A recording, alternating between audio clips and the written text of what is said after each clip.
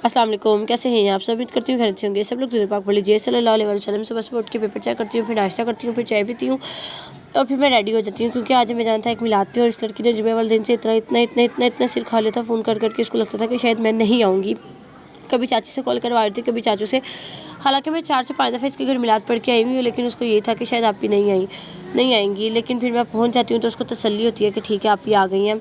उसके बाद जब मैं देखती हूँ लंगर में बिरयानी है तो मेरी तो ईदी हो जाती है, क्योंकि आप सबको पता है कि मुझे बिरयानी बहुत पसंद है।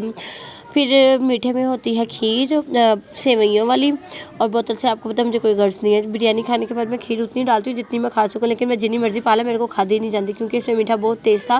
फिर मैं आगे अपनी सिस्टर को ट्रांसफ़र कर देती हूँ। गुलाब जामुन होते हैं, गुलाब जामुन उठा तो लेती हूँ, लेकिन उसका आधे से भी आधा खाती हूँ, क्योंकि मीठा तेज़ खाने की वजह से मुझे मेरी सेहत बहुत ज़रूरी है। अभी डाउन ना हो जाए मेरा। घर आती हूँ, आकर मैं नमाज़ असर अदा करती हूँ।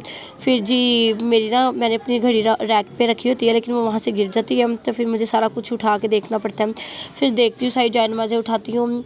ये वाली जान नमाज़ मुझे नज़र आती है। ये वाली जान नमाज़ जो है ना, ये मेरी मम्मा की शादी की जान नमाज़ है। और मैं घड़ी ढूंढते ढूंढते इतना ज़्यादा खलारा डाल लेती हूँ कि मुझे खुद नहीं पता चलता, और मैं अपनी सारी चीज़ें निकाल के बैठी होती हूँ। और मैंने अपनी सारी किताबें ना आज तक जब भी मैंने यूज़ किया फिर मैंने किसी को दे दिया, लेकिन ये वाली किताबें मेरा किसी को देने का दिल ही नहीं करता।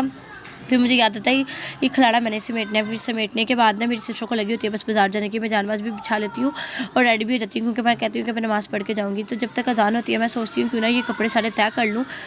फिर सारे कपड़े तय करके उनको उनकी जगह पे रखती हूँ। इतने में अज़ान हो जाती है, नमाज़ मगरिब अदा करती हूँ। जैसे ही नमाज़ पढ़ लेती हूँ फिर मैं निकल जाती हूँ बाज़ार मम्मा के साथ। और मम्मा को जो कुछ नज़र आता जाता है बस मम्मा देखते जाते हैं जो कुछ नज़र आता है।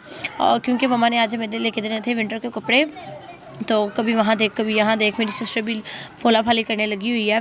और फिर उसके अलावा मेरी सिस्टर चलती है बैगों वाली शॉप पे, वहाँ पे बैग देखने लगी है। मम्मा भी लेती है हैंड बैग, ये भी लेती है।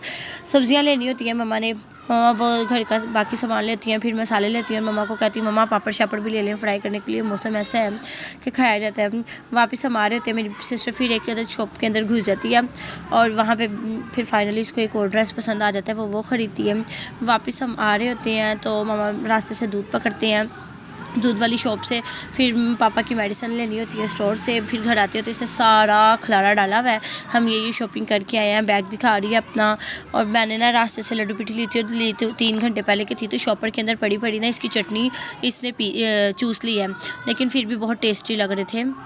उसके बाद मैं बनाती हूँ चाय पीने के बाद भाई कहता है कि मेरा पैंट को इस्त्री कर लो, उसने वलीमे पे जाना होता है, उसके कपड़े प्रेस करती हूँ। वैसे शादी किसी के घर होती है, रोला बाकियों के घरों में पड़ा होता है, और जाना किसी एक ने भी शादी भी हो ना तो खिलाड़ा तो पड़ ही जाता है। उसके बाद फिर मैं संडे होता है तो आपको पता है संडे को तो कपड़े लाजमी प्रेस करने होते हैं, कपड़े प्रेस करती हूँ। और उसके बाद मैं करती हूँ डिनर करने के बाद हम मिलते हैं नेक्स्ट व्लॉग में। अल्लाह हाफिज़।